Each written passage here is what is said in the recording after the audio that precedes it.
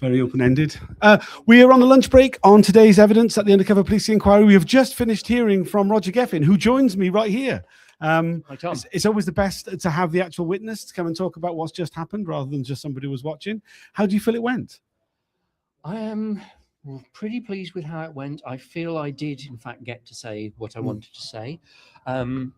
There's always that moment where you kind of calm down afterwards when the adrenaline subsides. It hasn't yet.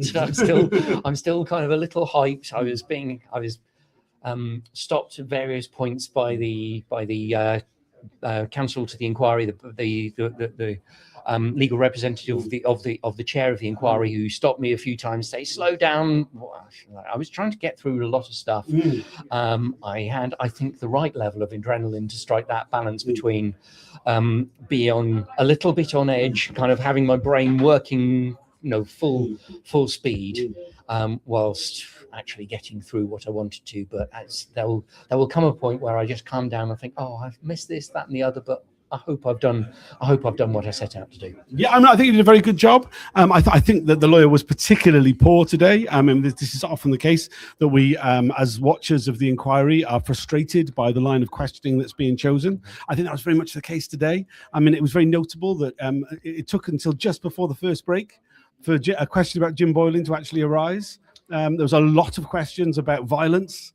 I see no need to go over them again, but we get this repetition. The idea is, I guess, or just to give them their best, is that they're presenting questions that have come from the lawyers for the police officer, and they're heading off any sort of attempts he might make when he's being questioned about claiming that you or claim the streets were violent. But it is very frustrating to watch, and must have been even more frustrating to actually be questioned. I think it was 12 times you were asked if Reclaim the Streets were violent. Yes.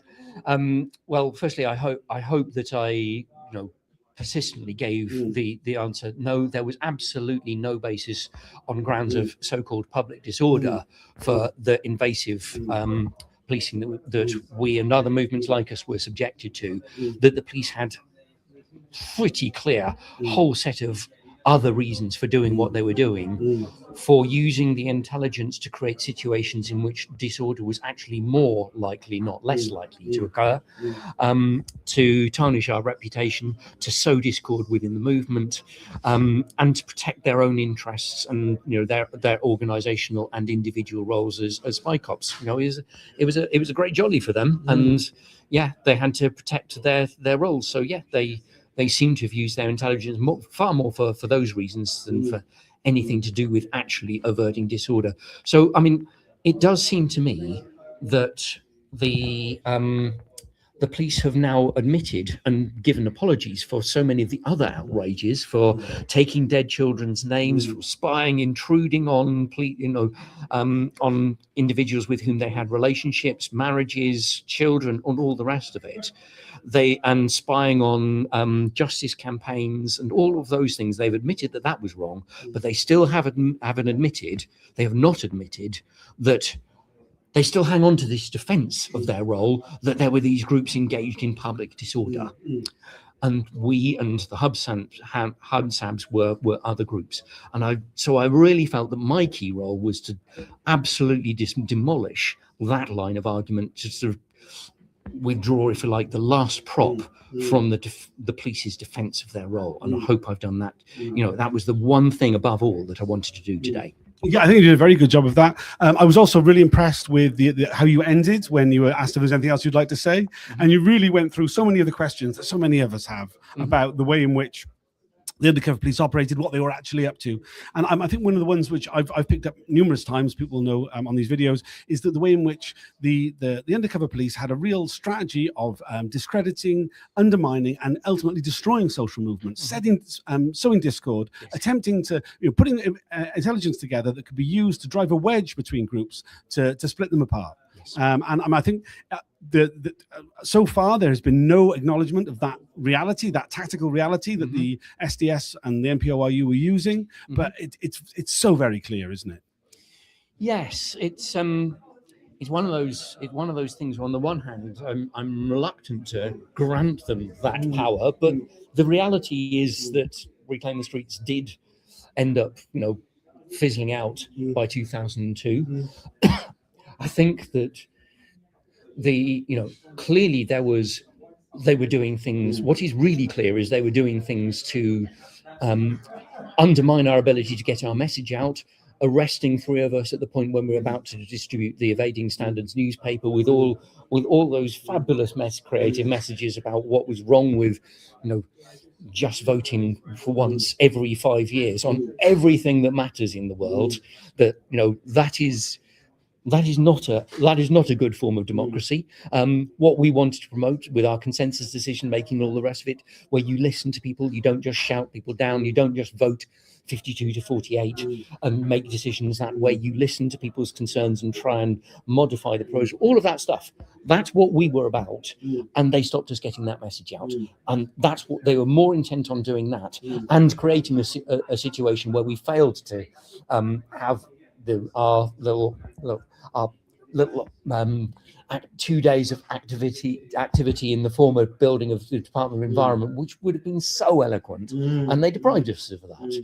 And I gather, I haven't seen Monica's evidence from yesterday, but I gather that she was shown that for the first time while she was in the witness box, and she responded so powerfully, I gather, to the evidence that that's what Jim Boylan was actually doing. And I just want to pay tribute, to what she evidently has been through and what she evidently said yesterday. I haven't even seen it yet, but for all the accounts I've heard of her evidence yesterday, wow. Yeah, I mean, absolutely. She was incredibly powerful, and that was a really emotional moment when she was presented with that bit of evidence. The lawyer actually was, "Oh no, that's the wrong one. Take it down." She was like, "Actually, can I read this?" And then she read it, and that was the first time. It was a piece of disclosure that wasn't disclosed to her, despite it being very relevant. Obviously, that was the very day that Jim Boylan deceived her into a sexual relationship for the first time. Yes. And what he did that day literally preceded those moments. So obviously incredibly important for her own personal story. Yes. Ridiculous that the inquiry hadn't disclosed it to her before, and incredibly emotional and powerful for her to react to it in the moment whilst it was being broadcast live. Yes. Deeply moving. And I mean, what she expressed at that moment, that, I mean, it struck a chord with me as someone who was also, that was the beginning of my political activism myself around that time. I wasn't there that day, but lots of other things around that time. This sense that, this is what we were trying to do. We were prevented from doing it. And what has happened since? I mean, I think you articulate that really well, particularly about climate change. That if only 40 years ago we'd been listened to, maybe there'll be a better chance of preventing what looks like, us all going to hell in a handcart. I mean, I find that particular question, about like what we've lost, that stolen future, which not just the spike ups, but the whole sort of infrastructure repression that the state have deployed against us has really resulted in. And I think you did a really good job of like, bringing that into focus, particularly with those questions at the end. Yeah. And we still are. We're still facing this. As I said, even when the security services themselves are trying to publish a report about the ecological and climate emergency that we're now facing, the government suppresses it. And it took the Green Alliance putting in a freedom of information request to get that out into the public domain. So we're still facing the inability to get this stuff out. Even the security services themselves are struggling to get this stuff out, and it should have come out 30 years ago. And we should have been taking action. We might, who knows how much of this climate catastrophe that we seem to be headed for could have been averted if only this stuff was listened to and acted on 30 years ago when we and other movements like us were first saying it. Yeah, absolutely. You were the first witness at the undercover police inquiry to be asked questions about Mark Kennedy. The first one about any National Public Order Intelligence Unit officer. Right. Yes. It was we're finally getting to possibly the reason why this inquiry was ended up being called in the first place, to actually get into those moments. It may be quite a long time before there are further questions about him, because who knows when Tranche 4 is going to happen. I think it's it was events that I think all of us are fairly familiar with, but really kind of the impact of the Camp for Climate Action, which was so important, I think, in the movement. Incredible. Yeah. No, it was it was an incredibly powerful movement to be part of. Everything I've been involved with, whatever oppression and repression and whatever we faced, it's been worth it for the people you get to know through these movements, the people with real commitment, real vision, real ideas, inspiring people with a real sense of moral fibre, integrity, vision, wonderful people to do things with. Yeah, no, the networks that form around these movements are just so powerful. And it's so heartbreaking when you see people like Monica, Rosa, and others whose lives are just blown apart by, trying to take a stand for that vision that we were all trying to do. And what did the police do in response? It's awful. And my heart goes out to Monica for being put on the spot in the way she was yesterday, confronted, after everything she said about what she's faced in her own life, to be put on the spot and expected to give an answer to something she'd not been seen before. And the fact that she responded so magnificently is awesome. But it also goes to the heart of the inquiry process, that she was put on the spot with a document that should have been disclosed to her. How many other documents have we all not seen disclosure of because we weren't personally named, because the groups that people were involved in were not granted core participant status? I named a whole bunch of groups, Indie Media, Wombles,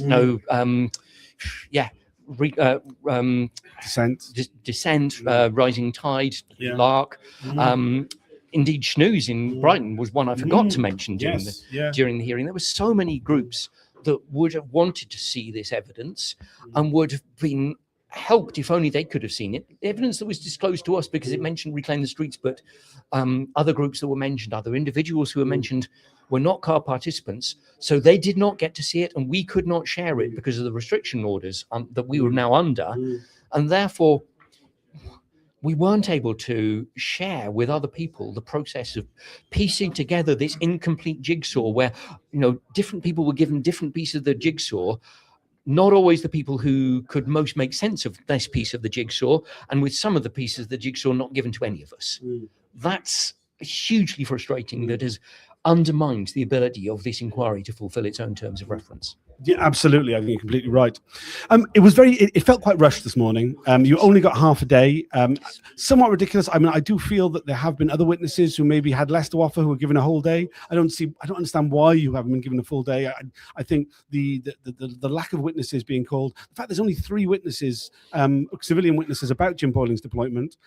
Just to give a reference, when it was Peter Francis, there were 12 civilian witnesses called before he gave, which I think is something which the inquiry got quite wrong.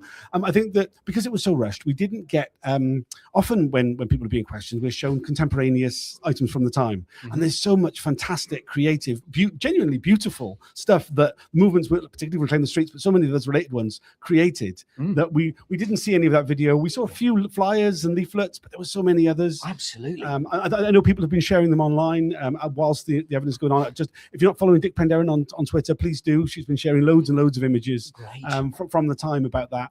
And I think really bringing it home to people, I really encourage people to watch the videos of the old Reclaim the Streets street parties. Yes. I mean, what the Reclaim the Streets parties did, sort of Camden, Islington, particularly the M41, were just so beautiful, so visionary. For me personally, everybody who was involved in those things has their personal moments of like what really mattered to you. For me, the moment when I arrived on the Islington Street Party, Prince chokes me up even now. This pink armored personnel carrier that somehow the K Foundation's group had managed to get this personnel carrier onto Islington Upper Street, and there it was with a sound system playing "What a Wonderful Life." I still choke up even now. On a beautiful, warm blue sky day. It was so it so expressed everything that we were standing for. Yeah, and I think it's really important to get across to people that Reclaim the Streets was about that celebration of life against death, against the destruction of the planet, against the extraction of fossil fuels and the destruction of climate change, and how joyful these events were. Absolutely, yeah. It was all about once you take away these cars that I talked about, this whole idea of the car as a way of communicating what's wrong with capitalism. The car is this thing that destroys the spaces that the streets that children would play in, that endangers them, pollutes the air, causes their asthma, produces waste tires, as well as waste, gross national waste product from the exhaust pipe, and goodness, is it gross. All of those ways of using the car to communicate what is wrong with capitalism, and of course requires military expenditure to defend the supply lines of oil to perpetuate car capture. That is what Margaret Thatcher at the time was talking about as the great car economy, a phrase that's been forgotten now, but was very much in people's minds at the time. And to be able to transform a motorway into a place where children could play in the street, this is the alternative to the great car economy. And that is why I think the car, in a way, was such a wonderful emblem of why we are confronting capitalism and wanting to present this alternative where children can play, where you can celebrate, where you can enjoy life, where you can plant saplings from the sweet chestnut tree from the M11 campaign. We didn't get to talk about the fact that at the end of the M41 street party, there was these fantastic sort of 8-foot high wooden dome-shaped frames draped with sort of crinoline sort of dresses like Marie Antoinette dresses, and a woman at the top of this wooden frame regally waving to the crowd, but underneath that crinoline frame were people digging a trench in the motorway that made sure that it couldn't be reopened to motor vehicles straight away afterwards. And then there were saplings from the sweet chestnut tree on George Green on the route of the M41 being planted on the M41 motorway. We had so much symbolism in what we were doing. Some of it was very personal and not necessarily well publicized, but there were all these things that meant so much to the people who were doing it. That there we were on the M41 creating an alternative to a traffic-filled sewer. No, and I mean, I really can't stress enough how how visual these events. I mean, you almost can't imagine these things happening now. That like what has happened over the last 20 plus years in terms of political repression, and the destruction of the kind of social movements that we were part of, that were able to manifest themselves in these ways. And it what the undercover police and all these other things related to them have done in destroying those movements has like deprived people of the opportunity to really sort of imagine these alternative ways of living that were so present in that time. Absolutely. And movements that have come later echoed some of that. When Extinction Rebellion was first starting, the fact they too, the media at first, when they first held their first rebellion, and the media were trying to demonize them as terrorists, but actually the footage that went out was they had a pink boat in Oxford Circus and they were dancing around it. And people who saw that, no, I'm not going to hate them as terrorists. I want to join in. It was very much, that was very much echoing the spirit of what we were doing. It requires so much creativity to kind of fight back against that oppression of space, and just massive respect to the way that Defend Our Juries have now managed to turn terrorism. I talked about the process where what had been civil, forcing the government to take out injunctions, became criminal when Michael Howard passed his Criminal Justice Act, criminalising aggravated trespass and so much else besides. Then Jack Straw turned it into terrorism, to the point where people are now being arrested in their thousands for simply holding up a sign. I mean, it is gross. And I think there's a real contrast about the creativity of the movement and then the creativity of the undercover police in spinning this narrative, in creating this story, which paints the people behind the streets and the like as terrorists. I mean, it takes quite a lot of creativity to get to that point as well, really, in its own way, Yeah, well, I mean, it's clearly their playbook. It's been going on. It had been going on for long before I was probably, certainly, at least from the time of my very early childhood, certainly well before I was involved in this stuff. Who knows how long it was going on, even before 1968. This inquiry is exposing how much of that was going on, the demonization of movements, the hyping up of the threat of violence in order to give the police the budgets they needed to engage in this sort of stuff, persuading the Home Secretary right back in 1968 that if they didn't provide a budget for the SDS to be set up in the first place, all hell would break loose. And then, that just set them free to do all this utterly political policing, make out that it was us that were the threat to public order, us that were the threat to democracy, when in fact we were trying to build public support for a better way of doing democracy than just having one vote every 5 years, to really make sure that people were listened to when they were raising, concerns about the threat to our common future and this wonderful planet which we happen to be lucky enough to live on. There really is a dark poetry, really, to the way in which the SDS exaggerated the perceived risk constantly of social movements, whilst at the same time obscuring and undermining the message of the very real threat of climate change to all our lives. Yeah, absolutely. I think you did a fantastic job. On the, I've seen all the witnesses now, and I think you did it particularly well. I don't want to dwell on it, but I think the questions you were given were very frustrating. You showed a patience that I would have not had, I must admit. People watching my commentary on Twitter might have been, I did get quite a bit, very irritated, shall we say, with the lawyer and some of the downright rude. I mean, asking you to give more brief answers when I think you were giving very full, very detailed answers of very relevant details, all the way throughout. Well, yes, it was quite frustrating because, I'd met counsel to inquiry beforehand, and he was, please give short answers. If anything, I was trying to make sure I covered as much ground as possible in answering the questions. So there I was sort of, moving the debate on, moving the discussion on to questions that he was probably going to come to next, and then he kept taking me backwards whilst also saying please speed up, and I just felt I was being pulled in two completely different directions. Speed up, no, slow down. Yes, I mean, literally that's exactly what it was like. Very frustrating. This afternoon we'll have GRD, not their real name, strangely enough, a pseudonym, but someone else who was involved in Reclaim the Streets. Yes. I'm unsure what's going to be covered. Again, they've only got half a day, so I'm not sure how much will be covered with that. Is there anything else you'd like to add about your evidence this morning? No, I will just say that I am aware from having now seen GRD's evidence, which I presume is now in the public domain. Technically, as soon as he starts being questioned, it will be. So theoretically, it's not yet, but I mean, almost. Almost. I will withhold. I am aware that GRD will be saying some things about their role in Reclaim the Streets that I think will also be very newsworthy.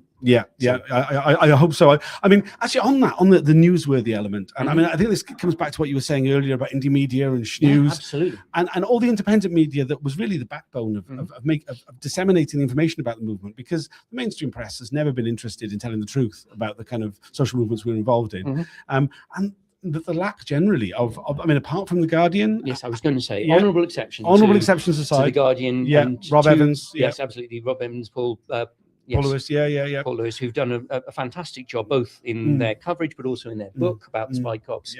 They have been tenacious. There have been other bits of the sort of the non-mainstream media who have reported this, but I also want to thank you, Tom, for everything you've done following this inquiry and playing your part in getting the word out about what is coming to light, because this inquiry, it's had so much less profile than the Hillsborough inquiry, the post office inquiry, the infected blood inquiry, all of these inquiries that the state seems, again, this common playbook of slow the inquiry down so that by the time the inquiry concludes, some people who had wanted to give evidence have died, some of the people who were guilty have died, and society as a whole has kind of forgotten what it was all about. And the very fact that the spy cops themselves spent years at the start of this inquiry arguing about whether they should be given privacy in order to be able to give more honest evidence, but obviously with the flip side that would have made it even harder for us to piece the jigsaw together that I talked about earlier. If people did not get to know, that person who I thought was called Mark Stone was actually called Mark Kennedy. Now we know about Mark Kennedy, but how many others like that we do not know that this person was a spy cop, at which point, how can people piece together the evidence? And this inquiry is still incredibly frustrating in terms of not enabling people to piece together the jigsaw. Yeah, absolutely. I mean, that is absolutely key. I mean, there are so many people who were infiltrated who still have no idea, because this inquiry is just giving us a glimpse. Yeah. And you know, the vast majority of undercover officers who've been called, who have been questioned about things that have been examined, has come from what activists have exposed. Yes. And have worked like crazy. I mean, I signed up to play my role in this 10 years ago. I had no idea how long it would take, how much work it would involve. And then there are other people who have been working absolutely flat out, you being one, who have done so much more, incredible tenacity from people in this movement to get the story out as best we can with the limited and impartial, incomplete pieces of the jigsaw that we've been presented with, and with the frustrations of not being able to share. I've got this piece of the jigsaw. Well, how does this fit with your piece of the jigsaw, or your? We've just been frustrated in our ability to piece it together, and other people who should have been, granted core participant status who were not, and therefore there's a whole load of other pieces of the jigsaw that have just not been revealed because those people were not named as core participants, and therefore the inquiry has not searched for documents that named them or their organisations. Therefore, we still have this very incomplete picture, and we're still all being denied our special branch, the contents of our special branch files. Yeah, absolutely, and I think you did a really good job of calling that out. I think it was very pointed, the fact that the lawyer complained that you mentioned that. I mean, it says everything really. You also suggested that the inquiry should have been calling Jay Jordan, who did one of these videos just yesterday. Great. I mean, again, so many people. Similar thing with Dave Smith. I mean, so many people who are right at the core. Heavily surveilled by undercover officers. The obvious person in many ways to call to give evidence to the inquiry, not being called. Yes. And it feels like the inquiry is simply trying to avoid the work that will be involved with actually bringing people in who had that knowledge on those things. Yeah, and it sort of also saddens me that I didn't get to, my visual attention was on counsel to the inquiry. I was not really able to kind of turn around and see how is this going down with the chair. Those of you watching probably have a better idea of how he was responding to my evidence today. But the one previous session I came to, he looked bored. He has heard all the evidence. He has signed off an interim report in which he acknowledged what the police themselves have acknowledged. Yes, it was wrong to be invading the privacy of the women who were spied on, who were duped into relationships. It was wrong that they were spying on social justice movements. It was wrong that they were taking the names of dead children and all those things. But they still have not acknowledged that it was wrong to claim that we were a threat of serious public disorder and therefore justified policing. So I really hope that I've engaged his brain cell on that today. I suspect that he signed up when do you want to do this job? When he was asked whether he wanted to do this job, he probably thought that he would get to retire having made some recommendations about how to strike that balance between the need for covert surveillance, in at least in his eyes, versus the need to maintain some accountability and oversight of what the secret state is doing. And he probably thought his swan song of his career would be to write those recommendations and to be seen to do it. And the public inquiry has been strung out by delay after delay after delay. So he's now going to retire without getting that little moment in his sunset, in his moment of glory. And now he's bored. So I just hope I've managed to engage his interest in that crucial question. Was there a public order justification for what the spy cops did to us? And if I've engaged his brain cells on that question and have persuaded him that even that justification was not valid, I've done what I set out to do. Yeah, I think you did a fantastic job of it. Thanks for joining us. We'll be back again this afternoon with GRD. There's been a couple of comments. Odi Pradera has shared the stream. Please, if you are able to share this stream, please do. Paul O'Connor from Hi, Undercurrents. Paul. Yeah. Hi, Paul. Roger was incredible, very believable, and remembering all the actions from 30 years ago was amazing. Yeah, I mean, your memory was remarkably good. I have to be honest. I mean, so many quite small details in places, and when it was there was something was brought up that you didn't immediately remember, you were given the reference, and you were like, oh yes. I mean, very good recall. Yeah. Well, Paul's played such a wonderful role in making sure that what we did was well documented, all those undercurrents videos of the M11 and so on. It's been really kind of heartwarming as part of the process of preparing for today to go back to my folder of Reclaim the Streets leaflet and meeting notes and press cuttings, but also to see some of the video material. And as you said earlier, for anybody for whom what was this Reclaim the Streets movement? I hadn't heard about it before. Do please have a look at those videos. They are just so beautiful and so inspiring. It was a wonderful thing to be part of that movement, which is exactly why, it's actually in some ways such a pleasure to have the opportunity to record all that stuff and to say what it really was in contrast to what the Spy Cops claimed it was. Yeah, absolutely. I mean, just for those who don't know about undercurrents, I mean, it sounds almost unbelievable now, but it was a VHS that came out every couple of months that was like activist YouTube, I guess, of its time. Lovely really description of it. Yeah, and I mean, local groups around the country, including my own, would put on a night where we'd play this video and people would come along. And I mean, we do it multiple times actually, as we did different like Newport in Cardiff and so on. And that's what everybody was doing around the country, really. It was and that way of disseminating information before the internet was a thing. I mean, we sound like we're describing a different world almost at this point, I think. I know. I also kind of just got a little bit nostalgic when I talked in the inquiry about the days when we kind of disseminated our news of what was going on by stuffing envelopes. Like how many activists for whom you put it out on social media have never heard of the idea of stuffing envelopes, but hey, I'm an old git. Yeah. I mean, it was a huge part, right? A huge part of what we were doing. Yeah, absolutely. Well, thanks for joining us. I won't keep you any longer. We've been half an hour. We'll be back in fairly soon, actually. Oh God, in fact, back in 10 minutes. You better with go. GRD. Yes. Thanks for joining us. We'll see you all again this afternoon. Bye. Thank you, Tom. Thank you, Roger. Thank you so much.